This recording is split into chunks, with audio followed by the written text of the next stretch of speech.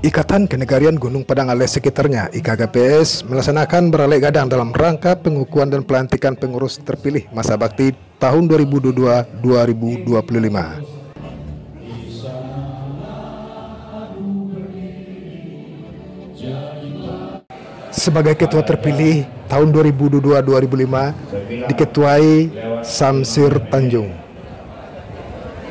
Ketua IKGPS dan pengurus yang terpilih resmi dikukuhkan. Terima kasih. Diketahui IKGPS berdiri pada tahun 1987. Hingga kini tetap eksis menjalin silaturahmi dan kekompakan antara ranah dan rantau dalam perbaikan dan kebaikan dengan berbagai programnya.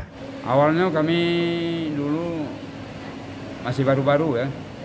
Masih baru-baru sekitar tahun 1987. Mulai berdirinya dicetuskan oleh 4 orang. Pertama Mama Amor sendiri, Atin namanya. Yang kedua Ajo Sudir Bila Merani. Yang ketiga Sapri Halim. Yang keempat Ambo sendiri. Hanya awal ya tertati-tati, semangat, bangkit lagi, vakum lagi, bangkit lagi, tapi tetap namun berulang lagi tetap lebih baik daripada sebelum-sebelum. Itu aja. Tetap karena Ikatan Keluarga Gunung Padang alias sekitarnya untuk periode 2022-2025. Alhamdulillah sampai saat ini kita masih berusaha dengan rekan-rekan pengurus dan panitia agar acara ini berjalan dengan lancar dan sukses. Ya maklum kita baru pertama setelahnya jadi ketua pelaksana, mungkin ada kelemahan dan kekurangan kami juga.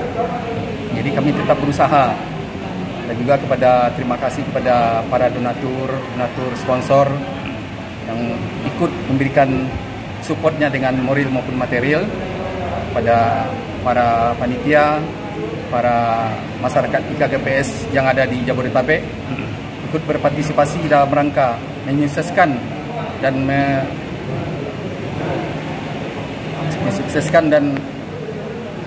menyelenggarakan acara ini dengan sebaik-baiknya dan sebagus-bagusnya. Program strategis IKGPS yakni bidang pendidikan, bidang kesehatan, sosial, dan membuat taman makam. Dari Jakarta Selatan, Samsul Bari mengabarkan.